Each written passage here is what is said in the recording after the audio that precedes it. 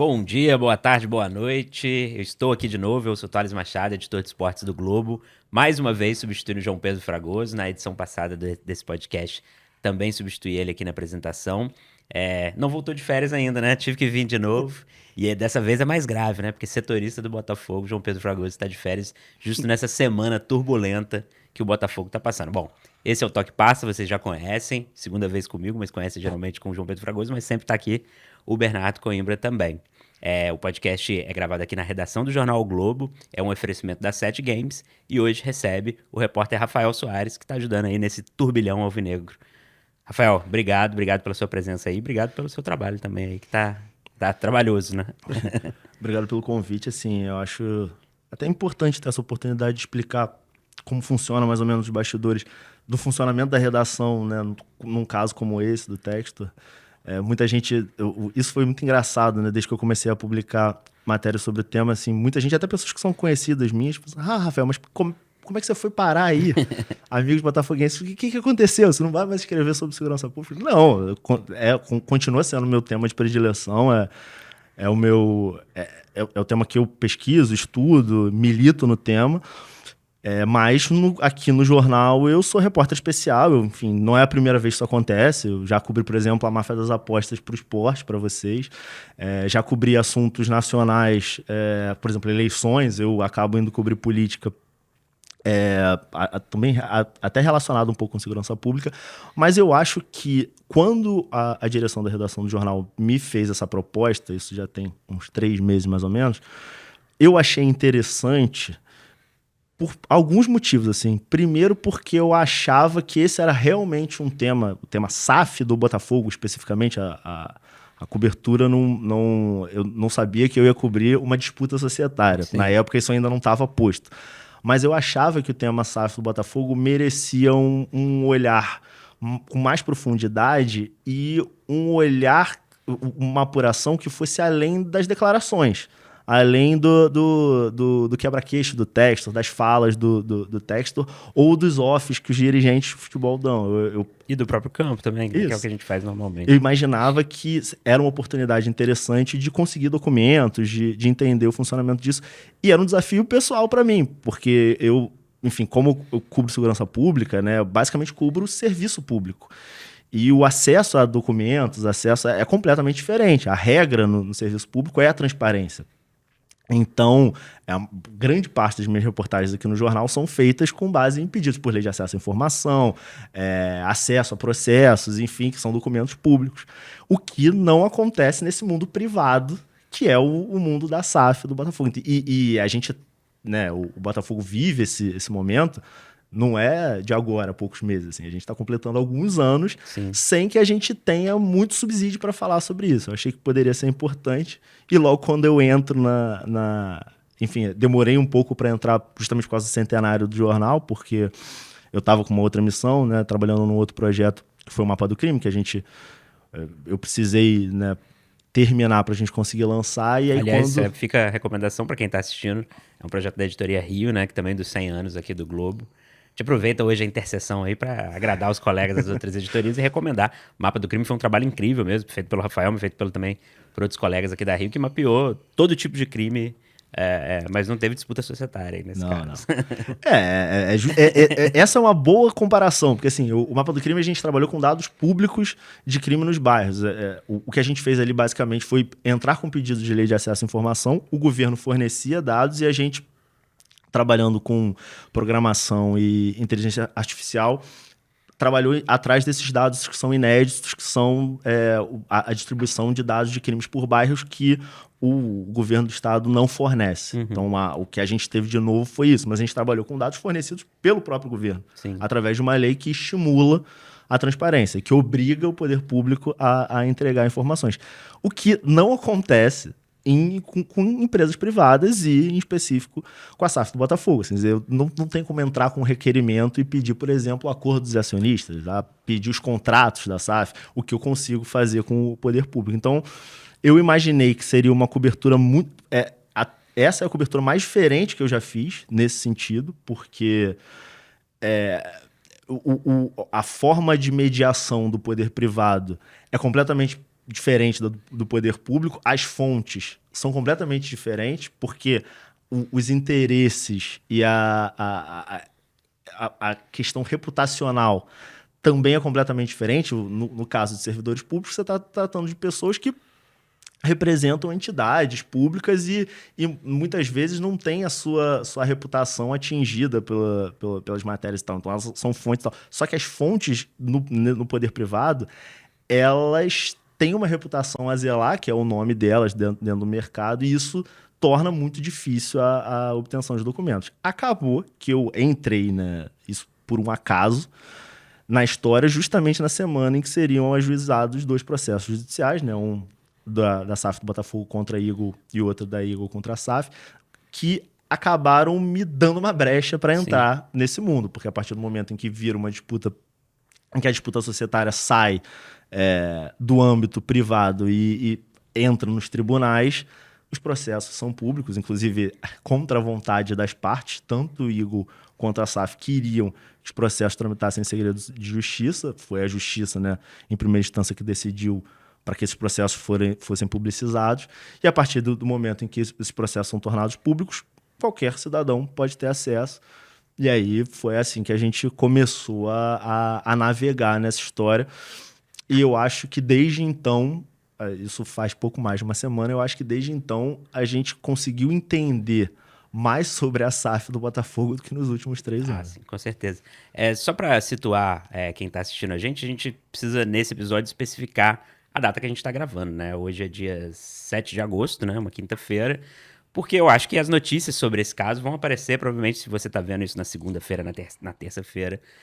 Pode ser que mais coisas surjam. Por exemplo, o próprio balanço do Botafogo, que está para surgir a qualquer hora, um balanço já atrasado, né?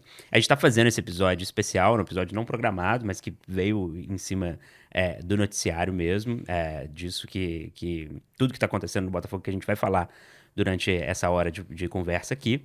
E é engraçado, né, que o Rafael estava falando disso, dele entrar no caso, por acaso, e para quem tá de fora, né, parece que sentou, escreveu uma matéria do nada e a coisa aconteceu ali. E eu e o Rafael já tem uns meses que a gente almoçou pela primeira vez para falar disso. E aí, raramente as cenas de filme, de redação acontecem, elas são muito raras. Mas de vez em quando acontecem umas coincidências, né? O meu telefone tocou, eu falei com uma pessoa, pensei no Rafael, falei, vou ligar pro Rafael. 10 minutos depois, o Rafael me ligou, meses depois, pra gente falar desse assunto. E acabou que tudo veio. E a reação do Twitter é muito engraçada, Bernardo. Na hora que viram as primeiras matérias, ele fala, ih, colocaram o cara que cuida de miliciano pra falar do Botafogo. Aí começa a complicar. Mas então, queria que a gente começasse, antes de falar do caso específico, da sua função mesmo. Você falou de repórter especial, assim. Explicar um pouco para quem não tá acostumado com essa de redação, como que o cara que cuida das milícias, que fez o podcast Milicianos, que é outra recomendação, veio parar nisso, assim. Então, assim, atualmente, é engraçado que a minha carreira inteira aconteceu aqui dentro do Globo, né, da empresa. Você chegou a trabalhar em esporte, estágio, essas coisas? Estágio, sim. Eu quase fui contratado pro esporte do Extra na época. Mas acabei que, na época eu queria cobrir política, e aí achei que entrar na cobertura de cidade seria uma forma de entrar nesse assunto. Acabou que eu acabei me apaixonando pelo tema de segurança pública, enfim. Comecei trabalhando com isso no Extra, que era uma cobertura que a gente trabalhava muito. Era uma época do Extra em que o Extra, enfim, pautava muitas discussões sobre direitos humanos aqui no Rio de Janeiro relacionadas à segurança pública, muito por conta de alguns casos importantes, emblemáticos, como a Mario, do caso Juan. O Extra foi muito relevante. Eu entro na redação nesse caldo e aí começo a trabalhar na equipe de segurança pública. Na época a gente tinha uma equipe de repórteres que cuidavam só de segurança, que tinha um editor. E aí foi assim que eu comecei a minha carreira. E aí depois, quando as redações do Extra e do Globo se juntaram em 2017, eu vim trabalhar na Editoria Rio. E no final de 2020, o jornal me fez uma proposta para que eu saísse da Editoria Rio, parasse de me restringir só à cobertura de cidade no Rio e passasse a ser subordinado ao aquário, que a gente chama, né, ao diretor de redação, aos editores executivos do jornal, para trabalhar em projetos especiais do jornal, em reportagens especiais. Eu aceitei, enfim, já era uma coisa que eu queria fazer justamente porque a redação acabava me demandando muito em outros temas, me provocando muito em cobertura de outros temas, por exemplo, em casos de eleição, casos, por exemplo, de um crime que acontecia em São Paulo, cobertura, por exemplo, de PCC em São Paulo. O jornal acabava me demandando muito na época e eu comecei a me interessar também por sair um pouco da cobertura, enfim, diária de Rio, que também não sei se vocês imaginam, mas é muito maçante. A gente não só imagina como vê, né? Daqui de lado. Eu costumo dizer que eu aceitei a proposta porque eu não aguentava mais cobrir enterro. Que era 2 enterros por semana, não queria mais na minha vida. A minha área de cobertura é violência policial, então casos de grande repercussão relacionados a violações de direitos humanos cometidos por agentes públicos era basicamente a minha área. Então, quando acontecia, era eu que cobria. A gente, aqui no jornal, a gente tem a rotação dos estagiários, né? Os estagiários ficam indo de editoria em editoria. Aí, de vez em quando, chega um estagiário da Rio que foi nos 4 enterros nas últimas semanas. Aí vem pra cobrir um jogo de Champions League, né? Acha que nem veio trabalhar, né? Mas é isso, assim. E aí, quando eu acabo virando repórter especial, isso foi no final de 2020, início de 2021, e aí isso me deu a oportunidade de abrir meu olhar tanto para projetos de mais fôlego dentro do jornal. Foi daí que surgiu o Pistoleiros, o podcast que seria uma série de reportagens que a gente publicaria aqui no jornal como uma série normal, acabou virando, justamente por conta dos editores executivos, virou um podcast por iniciativa deles. Eles acharam que aquela história renderia um outro tipo de projeto. Então, acabou que essas coisas foram acontecendo justamente nesse momento. Então, assim, a minha rotina atualmente, ela é muito... Claro, ela é muito pautada por questões relacionadas à segurança pública no Rio e fora. Então, questões relacionadas a guerras faccionais, PCC, avanço da milícia, grupos de extermínio, são meus temas de predileção, violência policial, obviamente. Só que, dependendo de épocas do ano e de assuntos que sejam relevantes e que o jornal acredita que eu tenho um perfil que eu consiga colaborar, como foi, por exemplo, o caso da máfia das apostas, na época, eu estava em Brasília e os diretores de redação estavam em Brasília por conta de uma outra matéria, uma outra história. O caso estava acontecendo em Goiás, eu ia voltar para o Rio naquele dia. Eles falaram, não, Rafael, vai para Goiás porque a gente acha que você tem um perfil interessante para conseguir pegar esse material e mergulhar nessa papelada. Que isso é uma coisa que a gente traz muito da minha cobertura de cidade, que é análise documental, leitura de processo, fonte no mundo jurídico, enfim, são coisas que eu adquiri como repórter que me ajudam em outras coberturas, inclusive cobertura eleitoral, é uma coisa que acaba ajudando muito quando eu vou navegar nessas outras áreas. E foi exatamente isso que aconteceu, se eu não me engano, esse ano, foi quando eu voltei de férias em abril, primeira semana de abril, na minha primeira reunião de pauta. Eu tenho reunião de pauta todas as segundas-feiras com os diretores de redação, com os editores executivos. E aí, nessa reunião, foi na primeira semana de abril, eles vieram me provocar. Olha, eu acho que esse assunto, SAF do Botafogo, John Textor, é um assunto que a gente gostaria de cobrir com maior profundidade. A gente queria saber se você topa. Eu falei, cara, eu topo. Por mim não tem problema nenhum. Eu na época, tinha algumas outras reportagens, outros projetos para tocar no jornal. O Mapa do Crime era um deles. Enfim, a gente na época nem sabia que se ia sair do papel ou não a tempo para o centenário. Foi justamente isso que causou esse problema de calendário, porque a gente estava esperando lançar o Mapa do Crime no segundo semestre, mas aí quiseram antecipar por causa do centenário. Foi por isso que eu fiquei 2 meses dedicado ao Mapa do Crime. Mas eu achei que eu conseguiria contribuir justamente por causa disso. Porque eu não tenho... Isso, para mim, é muito bom, nesse caso especificamente, não ter nenhuma fonte no futebol. Justamente por causa disso. Eu acabo não tendo nenhum tipo de viés, assim. Eu não conheço as pessoas, não criei uma relação pessoal com elas. Nem institucional, né? Nem institucional, exato. Isso para mim foi maravilhoso. E, por outro lado, eu achava na época que eu conseguiria um acesso mais facilitado à fonte desse mundo jurídico e poderia ajudar nesse sentido. Apesar de que, logo na primeira semana, eu fiz nessa época, final de abril, início de maio, foi justamente a época que a gente saiu para almoçar, eu comecei a fazer uma pré-apuração, conversar, basicamente, que é... tomar 1000 cafés numa semana, que é tomar café com todas as pessoas envolvidas e tentar entender maneiras de entrar no assunto. E ali foi a primeira vez que eu entendi o tamanho do desafio, o tamanho do problema, que era como ter acesso aos documentos. Que ali, naquela época, não existia. Era um não acesso. Porque não existia processo. Não existia processo e esses documentos não são públicos. Então, ali eu entendi que eu teria um problema para uma banana para descascar ali, uma coisa para entender primeiro. Aí acabou que nos meses seguintes eu não consegui tocar. Quando a gente, passado o centenário do jornal, no dia 27 do mês passado, 27 não, 28. 28. Não, a semana. Por aí. Foi justamente na semana do centenário do jornal, nessa reunião de pauta de segunda-feira, o pessoal, olha, agora que o Mapa do Crime nasceu, pode começar a trabalhar com o Textor. E aí, 2 dias depois, a gente acabou sabendo Eu, na época, já tinha recebido a informação de que existia, né, um processo judicial que estava sendo preparado, justamente por causa das conversas que eu tinha tido meses antes. E aí, o meu trabalho, desde então, é basicamente tentar... foi pegar esses processos, entender esses processos, falar com as partes, entender o que está por trás também dessa...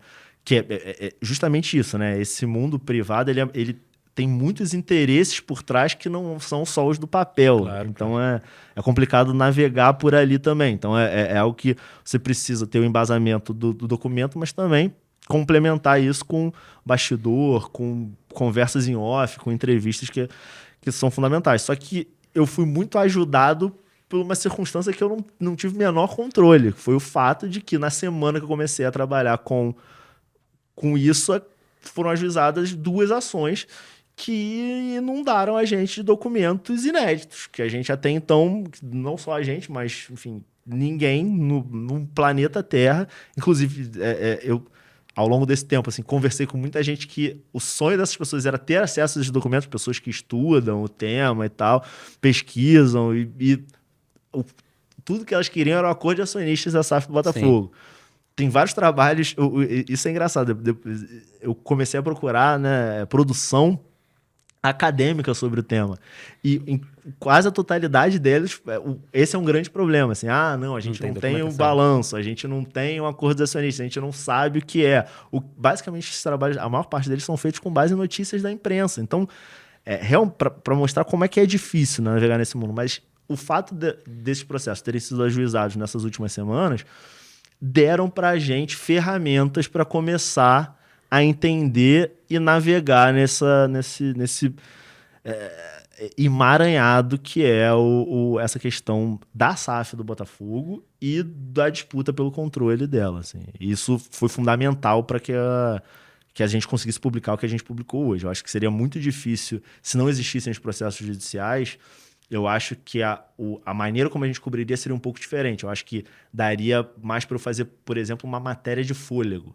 Passar semanas ouvindo pessoas, conseguindo alguns documentos e tal, e depois a gente publica num domingo no jornal uma grande reportagem. A partir do momento que os processos estão na justiça, não tem muito o que fazer. A gente tem que sentar, ler e começar a analisar mesmo.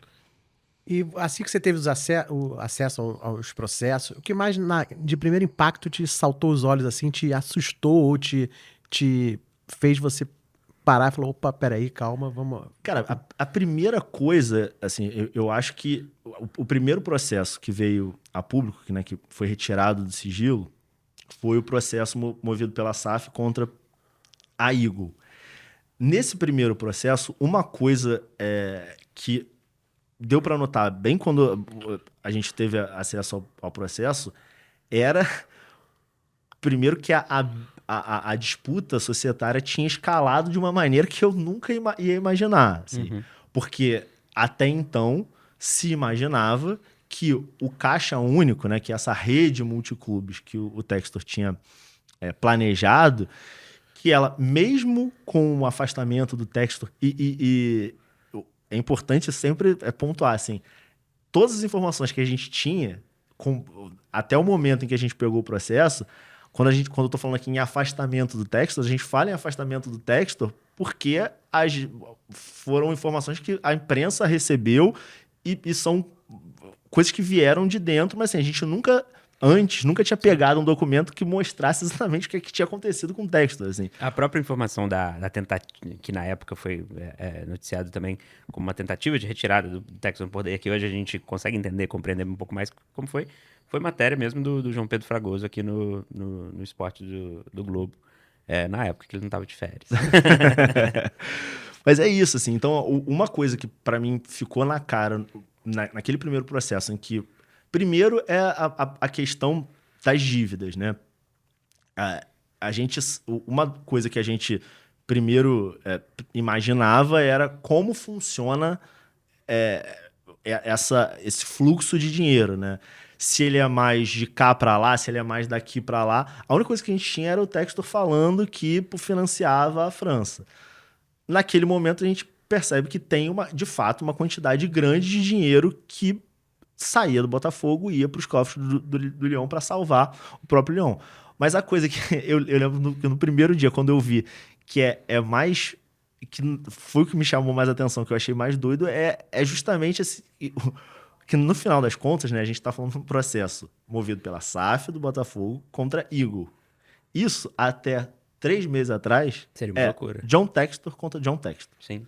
As duas partes são John Textor. E esse empréstimo que tá sendo cobrado, né, que o Botafogo fez para Eagle, né, na época, isso foi 24, foi antes dos títulos do Botafogo, é um empréstimo que venceu o prazo, justamente por isso ele está sendo executado. Não é um empréstimo atual, que foi feito para salvar o Lyon. Esse é um empréstimo antigo. É que esse contrato de empréstimo que está lá dentro do processo, é muito doido ver que o John Textor assina as duas partes. Ele, ao mesmo tempo, é o cara que emprestou o dinheiro e o cara que recebeu. É a famosa meme do Chaves, né? Dos churros, né? Que Exato. vai e volta. E aí agora, ele, enquanto SAF, porque ele foi afastado do controle da Eagle, ele, enquanto SAF, quer reaver esse dinheiro que, na época, certamente, ele pediu para conseguir administrar os times dele. Agora, como ele perdeu o controle dos outros times e da Eagle, ele trata as outras partes como rivais nessa disputa societária e vê o lado dele de conseguir se manter no Botafogo, que foi o resultado desse primeiro processo, né? Ele entra com essa ação para cobrar essa dívida com o objetivo, e o objetivo dele é ter uma vantagem na mesa de negociação, que é seguir no controle do Botafogo. Ele sabe que se a essa altura do campeonato a Eagle, né, que já afastou ele das operações, consegue afastar ele do Botafogo, seria difícil ele retomar o controle. Por isso, era fundamental para ele preservar esse controle. Ele conseguiu. Ainda é muito tênue, porque é uma decisão liminar, é uma decisão que ainda não tem nem sentença. Em primeira instância, liminar. É um pedido liminar que foi dado e muito provavelmente a gente vai ter novidades nas próximas semanas. Mas, por enquanto, né, temporariamente, é uma vantagem que ele tem o fato dele ainda estar no Botafogo, o fato dele ainda estar no controle da SAF é algo que coloca ele nessa mesa de negociações de uma maneira privilegiada ainda. Ele ainda consegue vislumbrar o futuro na frente do Botafogo, o que seria difícil se ele saísse. Tem muita gente ainda, leitores e gente que está assistindo a gente, que ainda não está entendendo mesmo, assim. E é compreensível, né? Tem vários fatores nessa história que dificultam a compreensão. Acho que a parte que todo mundo está entendendo é a parte anterior, né? Quem é John Textor? John Textor é um milionário americano que comprou o Botafogo, montou uma das várias, não é uma ideia dele, né? Das várias redes multiclubes pelo mundo. E dentro dessa rede de multiclubes tinha 2 clubes que se destacaram muito. O Botafogo, que se destacou pelo sucesso em campo esportivo, com os 2 títulos da Libertadores e do Campeonato Brasileiro de 2024, e mesmo antes, né? Disputou o Campeonato Brasileiro de 2023. Vale lembrar um time que em 2021, né? Tava na Série B, né? Jogou a Série B em 2021. E a partir do momento que ele compra o Lyon, no Lyon ele se destaca negativamente pela gestão mesmo do negócio e pela maneira como ele é recebido na França, pelo futebol francês, que tem regras um pouco mais conservadoras e mais controladoras do que o futebol brasileiro. A partir desse momento, o Lyon sofre sanções, primeiro sanções de bloqueio de transferências, não pode contratar ninguém, e no meio disso ele tentando impor e colocar essa ideia mesmo de de como ia funcionar esse caixa único para os dois times e tudo mais. Tudo começa a ruir, né, a partir do ponto que o Lyon é rebaixado temporariamente para a segunda divisão francesa. Depois dessa decisão, o Textor e a Eagle têm um tempo ali para levantar fundos. Essa decisão é confirmada. E para a decisão ser revista depois de um recurso, tô voltando lá atrás para fazer a pergunta mais difícil para o Rafael, que é explicar o agora. Quando a decisão é revista, exigem o afastamento do Textor inicialmente do comando do Lyon, e depois a Eagle passa a decidir afastar o comando do Textor. Como, da maneira mais simples que você conseguir, assim, a partir daí, como você resume essa história em que pé ela tá hoje, assim? Beleza. Eu acho importante voltar ainda no início da história da Eagle, que ela é fundamental para entender a disputa, né? O Textor, ele compra o Botafogo. Na época, ele tinha dinheiro para comprar o Botafogo. Então, quando ele compra o Botafogo, ele era o John Textor, inicialmente. Nessa época, ainda, a Eagle, como Eagle, não existia. A Eagle passa a existir justamente porque quando ele compra o Botafogo, o interesse dele não era só ter o Botafogo. Para ele, o projeto dele de clube financeiramente saudável é indissociável da rede multiclubes. Então, o Botafogo era um dos passos para ele continuar comprando outros clubes no mundo para constituir essa rede. Só que ele não tinha dinheiro para comprar o Lyon. E é aí que começa o problema. Porque aí ele tem que pedir dinheiro emprestado. E aí, quando ele pede dinheiro emprestado, basicamente o que ele faz? Ele cria sócios. Ele passa a ter credores... Mais que dinheiro emprestado, investidores ali, né? Exatamente. Ele faz credores que são sócios. Ele passa... Tem dinheiro e pega o dinheiro emprestado dessas pessoas e, em troca, monta essa empresa e coloca essas pessoas como acionistas dessa empresa. Quem são essas pessoas? São pessoas de vários fundos de investimento ao redor do mundo. Hoje, especificamente, 2 estão em litígio com ele, que são a Iconic Sport, que já moveu um processo contra a Eagle, enfim, por conta dessa questão de não ter conseguido reaver o investimento que fez na época, justamente por conta da crise do Lyon. A crise no Lyon, eu acho que ela expõe muito essa situação olha, a gente está em crise, e aquele dinheiro lá? Quando é que eu vou reaver? Quando eles começam a perceber que seria difícil que esse dinheiro voltasse para eles, que eles, enfim, o investimento estaria perdido, é que que começa de fato essa disputa. Então, é importante entender que essa disputa ela só existe porque, em algum ponto, o Textor precisou desses caras para montar essa rede. E aí, no meio do caminho, o Textor compra o Lyon, já não tinha uma situação financeira exatamente saudável, mas a promessa dele, assim como o Botafogo não tinha uma situação financeira saudável, mas a promessa era de que isso seria saneado com essa gestão...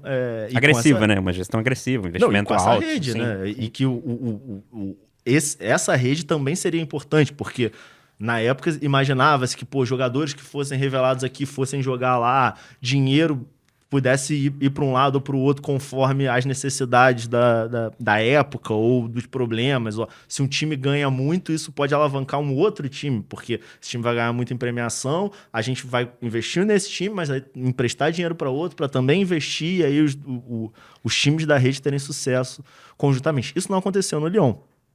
E a crise acabou exposta justamente porque na França você tem um controle maior, e aí esse controle acabou, o fato de existir um órgão controlador maior acabou levando a sanções, que essas sanções é interessante, elas podem ir de multas até o rebaixamento. O rebaixamento é uma sanção gravíssima. Só para entender que a situação financeira do Lyon não era um probleminha financeiro, um problema no balanço e tal. Era um risco de quebra do clube. E um principal ponto também, que além de controle, né, eu acho que o Textor não conseguiu convencer os franceses de que esse jogo de caixa único, de que premiações do Botafogo pudessem ser contadas como dinheiro do Lyon também, ele não conseguiu. Ele que, enfim, se diz um inovador nesse mundo, e pretendia ser, ou pretende ser, né? Não consigo convencer que isso era uma estratégia válida, definitivamente. Acho que muito por esse lado. Verdade. E aí, o que acontece é que com a quebra do Lyon, a quebra do leão acaba quebrando a Eagle também, de certa maneira. Os credores acabam percebendo que seria muito difícil que eles reavessem esse investimento. E aí a gente chega em abril, que é um mês importante nessa questão, porque na época a crise do Lyon estava escalando, a possibilidade, na época ainda não tinha a decisão do rebaixamento, mas a possibilidade era muito grande, já existiam diálogos entre a Eagle e o órgão regulador francês de que se algo não fosse feito, e esse algo também incluía o Textor, né, a saída dele, né, do controle, o Lyon ia ser sancionado. E aí os acionistas se reúnem numa reunião, o Textor, inclusive, é o presidente dessa reunião, e nessa reunião eles tomam decisões sobre governança, basicamente. Sobre, aqui a gente vai fazer mudanças internas que vão permitir uma melhor saúde financeira da empresa e, portanto, do Lyon, e por isso a gente vai mostrar que o Lyon tem condições de ficar na primeira divisão e tal. E a decisão que mais impactou o futuro do Textor foi a nomeação nessa reunião, que, se eu não me engano foi dia 28 de abril, de um diretor independente, que nessa época era um cara um advogado, Christopher Mellon é o nome dele, britânico, que especializado justamente nessa questão de crise financeira em empresas, em recuperação de empresas em crise, e nomeiam ele na diretoria como um cara que, em tese, não está ali por nenhuma das partes. Ele estaria ali como um mediador entre os sócios em crise para garantir que o Textor não teria mais Meio a figura do interventor, assim. É isso, literalmente um interventor, mas ele inicialmente não era um cara que tinha poder de mando. Basicamente, ele tinha que referendar as decisões tomadas pelos diretores. Então, qualquer decisão teria que passar por ele teria que estar presente e ser consultado em todas as decisões da empresa. Só que, e aí, dessa reunião, uma das consequências dessa reunião é a publicação do novo estatuto da empresa, que poucos dias depois foi publicado, foi protocolado junto ao governo britânico. Só pra gente esclarecer, isso não muda em nada a participação acionária do Textor na SAF do Botafogo. A gente tá falando... E nem na Eagle. Ele continua sendo um acionista majoritário da Eagle, apesar de não ter poder. É isso. Ele é o cara que tem a maior quantidade de ações entre todos esses credores ainda. A gente está falando de governança interna, da maneira como a Eagle internamente, a estrutura interna, comparando com uma redação, né? A redação funciona, você tem editores executivos, diretores de redação. As mudanças seriam essas, assim, ao invés de ter um diretor de redação que controla a redação, a gente vai botar alguém entre os diretores de redação e os editores executivos que vai participar de todas as reuniões de pauta e saber o que vai sair no dia seguinte. Foi basicamente isso que fizeram com a Eagle, e isso foi fundamental, porque a partir daí, essa decisão ela acabou possibilitando, justamente por conta das consequências dessa reunião, que foram o estatuto da empresa, um acordo feito com os credores, porque dessa reunião acabaram sendo publicados vários documentos que acabaram pacificando a situação, pacificando em tese, né, a situação da empresa naquele momento era muito complicada, então naquele momento eles assinam um acordo, olha, a gente vai ter um diretor, a gente vai ter um estatuto novo da empresa e a gente vai assinar um acordo que vai possibilitar que as operações continuem e que o nosso futuro seja norteado por esse acordo. Então, se tinha metas, inclusive algumas obrigações que deveriam ser cumpridas, que se não fossem cumpridas, acionavam novas cláusulas e que poderiam diminuir ainda mais o poder do Textor na empresa. Foi literalmente isso que aconteceu nas semanas seguintes. Sim. Ao longo de maio e junho, os outros sócios, os credores e sócios da empresa, acabam entrando com notificações de violações do estatuto do acordo feito pela Eagle, né? Na época era pela Eagle como um todo, de que o que foi prometido naquela reunião lá atrás não está sendo cumprido. Eles prometeram que fariam várias coisas, que, enfim, colocaria as ações da Eagle na bolsa, era uma promessa, inclusive, do Textor, e aí tinha prazos para que isso fosse feito e tal. Essas condições não foram... isso acabou não se tornando realidade, o que acabou acontecendo é que o Textor não só tem que ser submetido a um diretor independente, como esse diretor independente agora tem seu poder amplificado porque ele tem o voto de Minerva. Em decisões em que você tem, né, dois lados, o voto do diretor tem o peso maior e ele vai ganhar todas as discussões dentro da Eagle. E aí é essa situação em que a gente se vê agora. Assim, nesse momento, o Textor não manda na Eagle, apesar de ser acionista majoritário. As decisões são tomadas em colegiados, sendo que o voto de Minerva não é dele. Então, basicamente, o que muda na Eagle é, antes você tinha uma empresa que tinha um caráter muito mais personalista. Era a empresa do John Textor. Sim. Ele que tomava as decisões tanto aqui no Brasil quanto lá no Lyon. E agora não é mais assim. Agora os outros sócios têm maior poder de participação e esse cara, que é o diretor independente, é o cara que no final das contas decide. E esse escanteamento do Textor teve como maior da Eagle, ele acabou tendo como consequência nessa rede multiclubes o escanteamento do Textor dos outros times dele da rede, como por exemplo o Lyon. Ele parou dentro desse acordo, ele sai do Lyon, quem assume lá é uma outra sócia dele, que acaba ficando de frente nas operações, e resta ao Textor a SAF do Botafogo. E aí é que a situação começa a escalar. Por quê? Em tese, quem é dona dos 90% das ações da SAF do Botafogo segue sendo a Eagle. Sim. Segue sendo a empresa. O Textor, apesar de ter comprado o Botafogo lá, ele vende depois, naquele momento em que ele, né, constitui a Eagle passa a ser dona dos 90%. E aí cria-se esse impasse. Já que a Eagle é dona e o Textor não manda mais na Eagle, por que o Textor mandaria na SAF do Botafogo? E eu acho que isso acontece ao longo do mês de junho, né? É basicamente aí que os sócios vêm para o Brasil para entender como é que era essa situação e tal.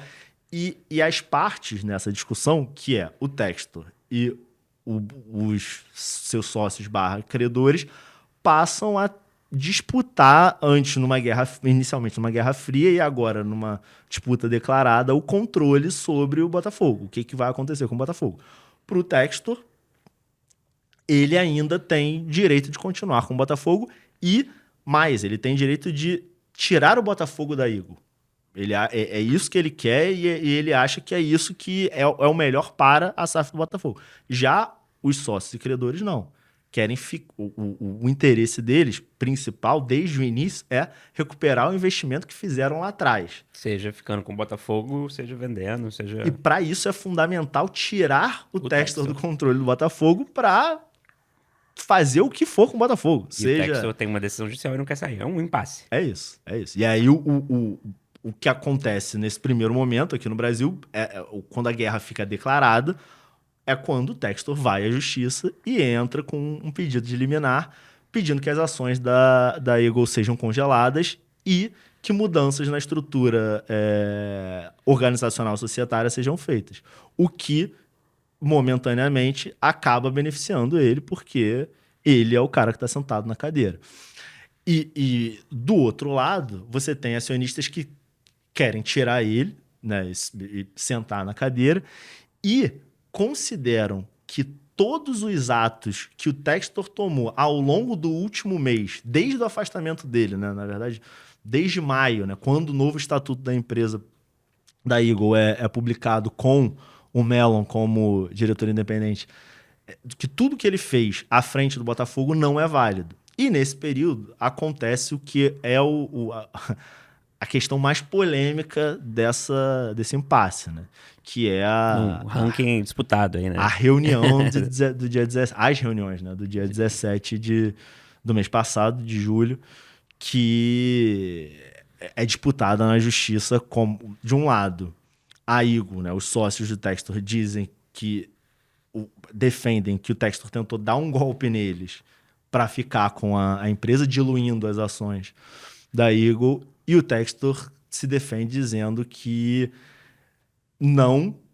que queria colocar mais dinheiro na SAF do Botafogo justamente por conta dos empréstimos que o Botafogo fez para salvar o Lyon. Isso acabou prejudicando a situação financeira do Botafogo. Ele precisava encontrar dinheiro em algum lugar. Essa foi a saída que ele... Então, assim, tem essa disputa de versões e esse impasse. Assim, momentaneamente, a situação é essa.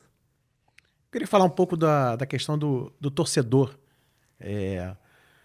O torcedor do Botafogo tem o John Textor ali na primeira prateleira, enfim. Depois de tudo que aconteceu no passado, o título brasileiro, Libertadores inédito. Esse 2023 também brigou pelo brasileiro ali, em tese, até o Campeonato Brasileiro de 2023, 2024 foi mais difícil do que o de 2023, né? Que tinha vantagem larga, enfim. Esse ano tá nas quartas da Copa do Brasil, tá nas oitavas da Libertadores, no brasileiro tá ali na briga pelo título ainda, metade do campeonato ainda. Depois dessas matérias, repercussão nas redes sociais, você é de um mundo diferente, né? De repercussão de redes sociais com matérias, como você falou, de segurança pública lá no início. A torcida está entendendo a situação, a torcida está com a paixão, a maioria é a paixão, a maioria está entendendo a situação. Como é que você viu a repercussão nas suas redes sociais e nas redes sociais do jornal também? Na verdade, esse foi o ponto que mais me chamou a atenção assim, na cobertura disso tudo. Mas é muito também por causa da minha expectativa com o que aconteceria. Porque quando eu vi que existia um processo judicial, o primeiro processo judicial, eu comemorei no sentido de que, assim, cara, finalmente a gente vai poder mostrar o funcionamento interno da SAF do Botafogo. E eu imaginava que o torcedor do Botafogo também estaria curioso para entender como a SAF funciona. Enfim, entender o que está por trás do que... Porque ao longo desses últimos 2, 3 anos, documentalmente, assim, esses documentos são privados. Eles só seriam tornados públicos se alguém de dentro da SAF do Botafogo vazasse esses documentos. E, obviamente, não era interessante justamente porque o Textor estava voando no céu de brigadeiro. Eu imagino que até a torcida, o clube social do Botafogo e tal, todo mundo estivesse apoiando o Textor e, enfim, nada que fosse ruim para ele. Eu não digo que a divulgação do contrato social fosse ruim, mas de repente poderia ser ruim para as intenções dele como empresário, enfim. E era uma oportunidade, a primeira oportunidade do torcedor entender. E não foi isso que aconteceu, definitivamente. Assim, a gente começou a publicar as informações dos processos e mostrar justamente esses ritos e essas questões, as reuniões internas, assim. Foi a primeira vez que saiu na imprensa esse tipo de coisa com esse detalhamento, assim, E basicamente o que se tem vamos esperar ver o que o Textor vai falar. Assim, o Textor já fala sobre a SAF do Botafogo há 2 anos. Essa é a única versão sobre a SAF do Botafogo ao longo dos últimos 2 anos. Eu acho que agora é uma oportunidade grande, né? Eu digo não só para a torcida, assim, mas para a imprensa também. Mergulhar nesses documentos para entender o funcionamento da SAF, entender... E aí é aquela questão, né? Parte do que é o nosso trabalho como imprensa. Colocar em discussão, criticar o que a gente acha que está errado, elogiar o que a gente acha que está certo, enfim. Mas, assim, a partir do momento que aquilo existe enquanto algo público ou publicizado, é a nossa função expor, principalmente se tem problema, né? É óbvio que é isso. E aí tem uma questão assim, sobre o que é bom para o Botafogo. Eu, como repórter, assim, definitivamente não sei. Eu não faço a menor ideia sobre o que é bom para o Botafogo ou o que não é bom para o Botafogo. Inclusive, já escutei gente ao longo das últimas 2 semanas, assim, que... sobre o que é bom pro Botafogo, tem algumas versões sobre o que é bom, dependendo de o que essa pessoa pensa e de como ela está posicionada dentro desse jogo aí. Mas a questão não é essa. A questão é entender melhor como o Botafogo foi gerido ao longo desse tempo e como essa maneira como ele foi gerido acabou levando à situação que existe hoje. Assim. Porque uma coisa que é muito engraçada, que é justamente essa questão das dívidas, né? O Botafogo emprestou, quando o Textor fala, a gente financiou o Lyon. A gente quem, cara pálida? O Lyon era você até pouquíssimo tempo atrás. Era você financiando você mesmo numa situação difícil lá fora e querendo se salvar. Então, assim, a gente tem essa... o nosso trabalho, a gente precisa ter esse olhar mais crítico, faz parte, né? Só que eu imaginava que esse olhar crítico que a gente precisa ter, ele também, as pessoas iam entender um pouco disso, porque era uma oportunidade de entender o que é melhor pro Botafogo. Mas não, assim, eu acho que ainda existe o fator de comoção e o fato de que o Textor é uma pessoa, é um comunicador também, é um cara carismático e tal, e isso gera essa paixão por dirigente que, enfim, não é uma coisa nova no Brasil. Enfim, a gente teve o Eurico Miranda mandando futebol brasileiro por muitos anos, tem gente que tem saudade dele até hoje, enfim. E isso existe no futebol brasileiro, e eu acho que agora essa questão fica mais aflorada e acaba pesando na balança. Porque, assim, a minha intenção assim, não é por prejudicar o Textor ou prejudicar o Botafogo, e sim mostrar o funcionamento da SAF, o que acontece, o que é essa disputa societária, se essa disputa poderia ter sido evitada, não poderia ter sido evitada, o que levou a ela. Eu não sei se a torcida do Botafogo se pergunta, mas é uma coisa que eu acho que seria fundamental se perguntar. Se essa disputa ela foi causada por má gestão. Enquanto você estava ganhando títulos, isso acaba sendo escondido, mas pode muito bem ter sido causado por má gestão. E aí? A gente não vai poder analisar os documentos para entender? Então, eu acho que isso é um pouco... É uma coisa...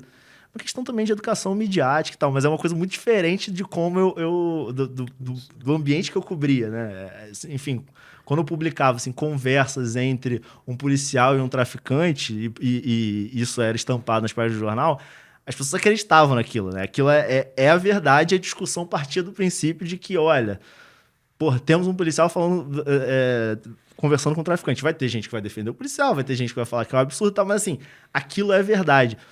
Agora, nas matérias que eu fiz sobre o Botafogo, uma coisa muito doida assim, não, primeiro a gente tem que esperar para ver o que o Textor vai falar. Tipo, coisas que a gente apurou com base em documentos que estão dentro do processo, que são documentos da Eagle, assim. Uma coisa muito engraçada que eu vi era, tipo assim, não, tem o estatuto da Eagle, que foi protocolado junto ao governo britânico, que ele está anexado a um dos processos. Processo movido pela Eagle contra a SAF. E, quando assim como, por exemplo, o acordo dos acionistas tá no outro processo. O processo da SAF contra a Eagle. Esse acordo de acionistas, a gente que cobre ali em 2022, tem gente que daria um rim aí por ele e não aparecia de jeito nenhum. E porque também é um risco para os acionistas, sim, né? Claro. É aquilo, né? O cara tá colocando dinheiro numa coisa e tem riscos ali inerentes à operação mesmo, do jogo.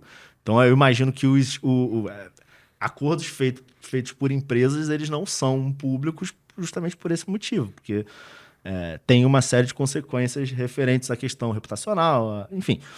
Mas, especificamente nesse caso do Botafogo, assim, o debate sobre a SAF sempre foi com base no que o Textor disse.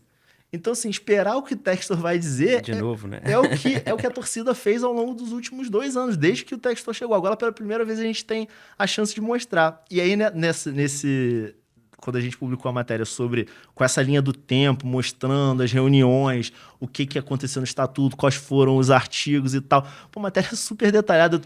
Quando eu tava fazendo a matéria, eu tava pensando assim, como eu vou convencer esse cara dessa situação aqui? Cara, o primeiro comentário que eu vi é assim, mas essa é a visão da Eagle, tem que perguntar pro Textor a visão dele. Cara, é o documento, assim. Público, né? E assim, nem o Textor discorda que ele foi afastado da Eagle. Ele sabe que ele foi afastado da Eagle. Estava na reunião, né? Você trabalhou muito com o jogo do bicho, com os bicheiros e toda essa batalha pelo poder aqui no Rio.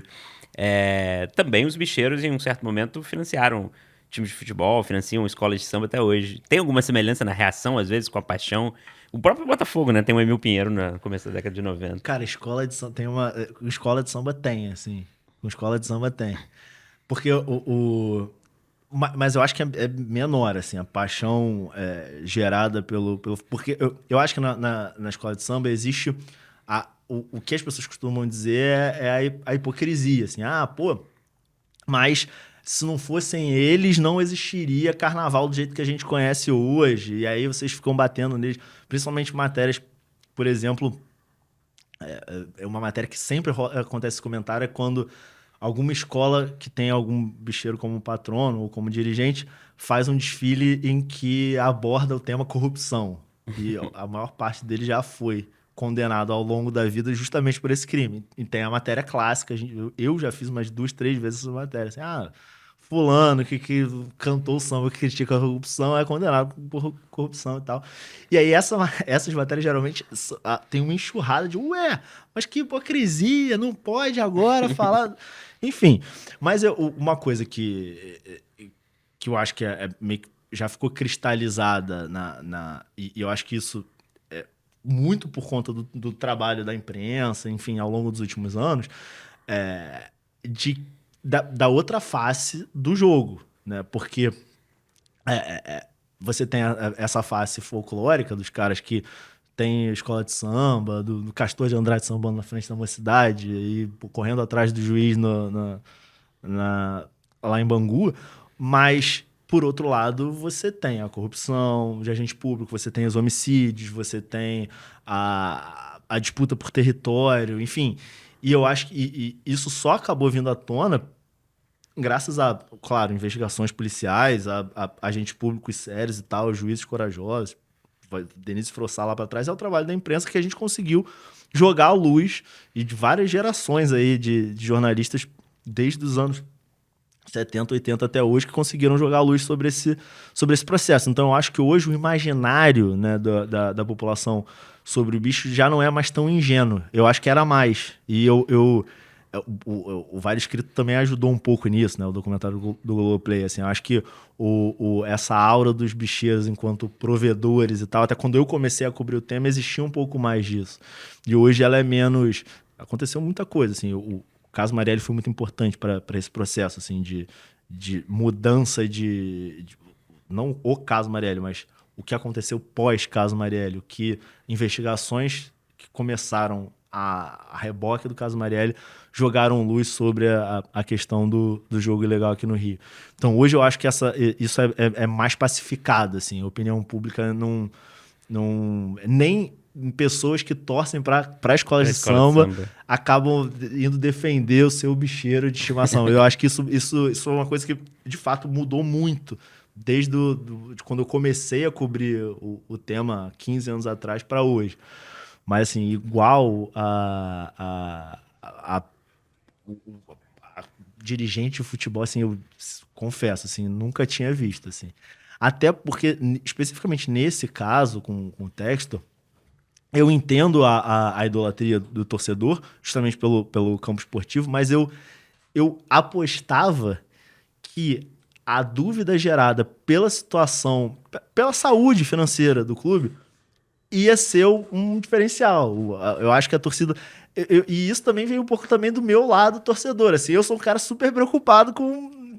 E aí, o que esse cara tá fazendo com o meu clube? Então, assim, eu imaginava que isso seria uma questão importante.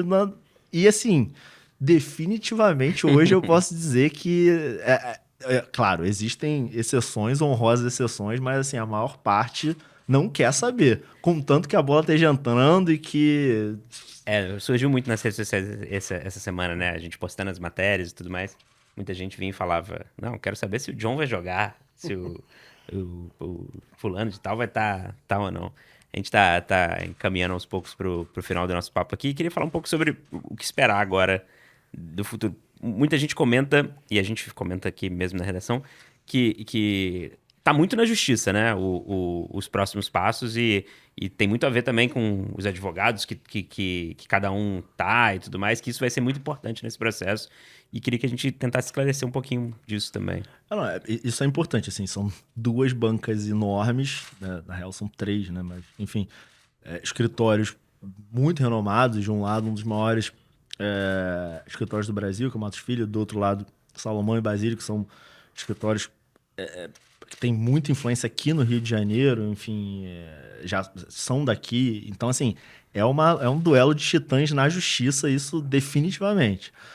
Uma coisa que eu não esqueceria se eu tivesse interessado nesse caso, que eu acho que é importante, é tentar ir um pouco além dessa batalha judicial. Porque essa batalha judicial, ela tem algo por trás dela.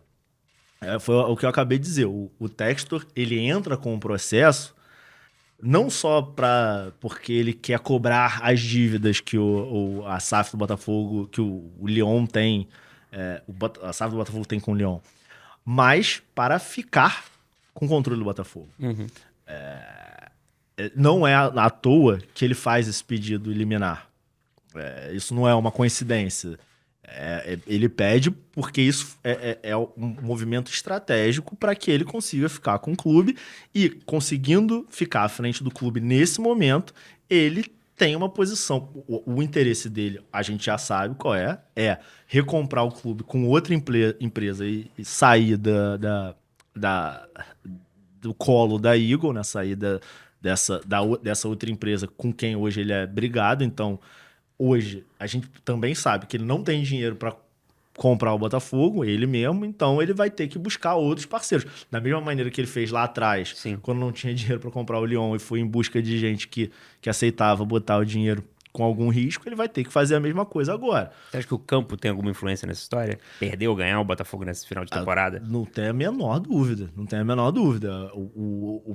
Principalmente o perder, né? Eu acredito que assim, da mesma maneira que o Textor ele é endeusado pelas vitórias, eu acho que primeiro a gente já tem indícios de crise financeira no Botafogo, que foi muito desencadeada pela crise financeira do Lyon.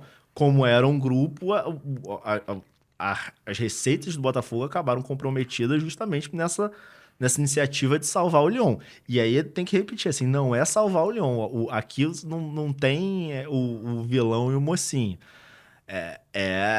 Ali, Lyon e Botafogo eram a mesma coisa. Sim. Eram parte de um mesmo processo e, em tese, um servia justamente para compensar perdas e problemas do outro, esportivamente ou financeiramente. Assim, da mesma maneira que alguns jogadores vieram para o Botafogo com expectativa de ir para o Lyon depois, o outro lado era, olha, quando tem problema financeiro, vai socorrer também, porque quando um ganha aqui, o outro também tem que estar em situação financeira melhor lá. Então, essa questão, eu acho que o torcedor não pode esquecer e achar hoje que assim, não, agora o Lyon é o malvado, o Lyon depenou o Botafogo. Não é bem isso. Assim, o mesmo sistema que acabou levando o Botafogo, que acabou financiando esse time do Botafogo que foi campeão da Libertadores, é o sistema que acabou levando a ruína financeira do Lyon. Então, assim, são dois lados da mesma moeda. É uma coisa que é importante pensar. Mas, assim, para o futuro, eu acho que para o torcedor que se interessa pelo tema, eu acho que é um olho na disputa judicial, que obviamente é importante, porque envolve bancas importantes e tal, mas a disputa judicial ela é o pano de fundo para uma disputa societária e para uma mesa de negociação. Sim. No final das contas, você tem duas partes que sim estão dispostas a negociar. Isso é importante. Assim, e que também a situação atual não é boa para nenhuma delas. Não. A Eagle, tipo, o posicionamento da Eagle, da Ares, enfim, desses credores do Textor, não aceito vender, não aceito negociar. Aceito negociar com condições. Com condições que são favoráveis a ela. Aceita negociar, inclusive, para o Textor. Sim. Até onde a gente sabe. Isso é uma coisa que acredito que seja claro para eles. Assim, pelo que a gente entende dessa situação, a Eagle não tem interesse em ficar com o Botafogo. A proposta não é encampar o Botafogo e colocar um novo Textor, uma nova pessoa aqui e tocar o negócio. Não. A prioridade desses caras é reaver o investimento. E a única maneira que eles veem de reaver o investimento, de essa dívida não rolar, eles não ficarem no prejuízo, é com o Botafogo nas mãos, entendeu? Isso é que esses caras estão pensando. E o Textor, por outro lado, quer se livrar desses caras, quer administrar o Botafogo sozinho. E com o dinheiro de algum outro parceiro que ele está buscando. Ele quer continuar com o Botafogo, ele não desistiu disso. Então você tem esses dois lados, esses dois interesses, Mas esse litígio judicial, acho que as pessoas pensam assim, não, isso tudo vai ser resolvido nesse litígio judicial. Primeiro, que assim, tem algumas questões. O processo ainda está em liminar, você não tem sentença, você ainda não teve nem a análise das duas partes, enfim, as partes acabaram de ser notificadas, tem tempo para contestar, depois a sentença é uma disputa para mais de ano, dependendo dos recursos, é uma disputa para mais de anos. A gente está falando aqui, se forem para instâncias superiores, tribunais superiores, é uma disputa que iria longe. E mais, e com um detalhe... Nessa hora o torcedor pensa assim, tem Botafogo e Fortaleza sábado. E com um detalhe importante, assim, disputa societária pelo estatuto da SAF não podem ser decididas na justiça. O que está sendo decidido na justiça aqui são questões pré-arbitragem, que seria o processo que é o foro definido especificamente nesse caso, na SAF do Botafogo, para a disputa. Então, assim, se no final de contas você tiver sentenças e que transitem em julgado, eles vão sentar numa câmara de arbitragem com árbitros da FGV, que é a instituição escolhida, e aí vão sentar numa mesa e discutir o que vai acontecer com a SAF. Rafa, você acha que isso vai acontecer? Eu tenho certeza que não, porque esse é um processo lentíssimo que não é bom para nenhuma das partes, sabe? Então, exatamente por isso, eu acho que isso vai ser resolvido até o fim desse ano, não tem a menor dúvida. Só que aí você tem uma medição de forças aí que vai ter que ser de alguma maneira acomodada e alguma hora isso vai estourar para o lado de alguém.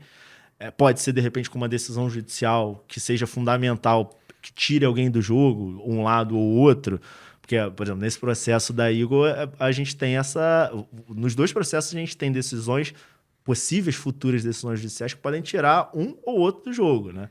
Se essa questão de diluição, essa possibilidade aventada pelo Igor nessa reunião da SAF for mantida pela justiça, se não for anulada, a Igor pode muito bem ter sua participação diluída e ser obrigada a sair do negócio. Por outro lado, se o Textor for tirado do controle da SAF do Botafogo, ele perde o controle da SAF do Botafogo e não sobra mais massa, enfim, movimento para ele. Então, assim, essa disputa ela tem consequências nessa negociação total.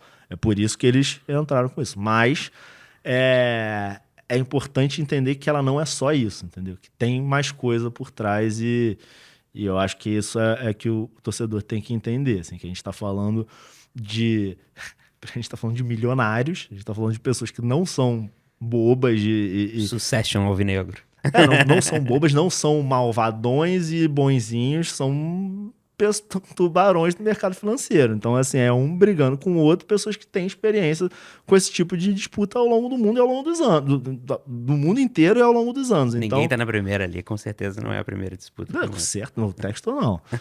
Os outros eu não sei a fundo, mas o Textor certamente não. Então, assim, essa é uma disputa que vai além vai ter uma sentença que vai decidir. Tudo. Não vai ser. Mas eu acho que isso vai ser definido Não é uma disputa de pênalti, né?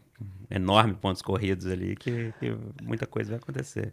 Eu diria que são 15 minutos finais do jogo. 15 minutos que às vezes para alguns demoram muito, o time tá recuado e o outro time tá atacando, demoram muito e tal. E para outro, porque eu não vejo essa disputa demorando muito tempo, porque eu acho que não é bom para ninguém. Para ninguém. Não é bom para ninguém, eu nem digo pro torcedor do Botafogo. Apesar de também não ser bom pro torcedor do Botafogo, mas para nenhuma das partes, assim. Nem para Textor, nem para Igor. Que essa disputa demorar, eu acho que, assim, se isso ficar se isso ficar no âmbito da justiça, a Igor, os caras da Igor não vão reaver o investimento. Sim. Isso vai demorar muito tempo. E o Textor vai se ver nessa situação de dentro, fora, o tempo inteiro. Então, assim, alguma hora isso vai romper para algum dos lados. Para qual vai ser, eu não tenho bola de cristal ainda, infelizmente. Entendeu tudo, Bernardo? Entendi. Entendi na tudo. medida do possível. Tinha dúvida até da questão do imbróglio, quanto tempo demorava. O Rafael já respondeu nessa pergunta anterior. Então, o papo foi ótimo. Foi ótimo. A gente convida, então, todo mundo a continuar acompanhando, né? Por certo, vai ter Muita coisa para ler, muita coisa para ser dito. Se precisar, a gente volta aqui para explicar de novo, mais um episódio do podcast. Acompanhar as matérias do Rafael e de toda a equipe do Jornal Globo, também no blog do Diogo Dantas, que também está tratando do assunto. João Pedro Fragoso, uma hora volta de férias para também tratar do assunto. Urgentemente. Pois é. E agradecer, então. Esse foi mais uma edição do Toque Passa, o podcast do Jornal Globo com oferecimento da 7 Games. E até a próxima, pessoal.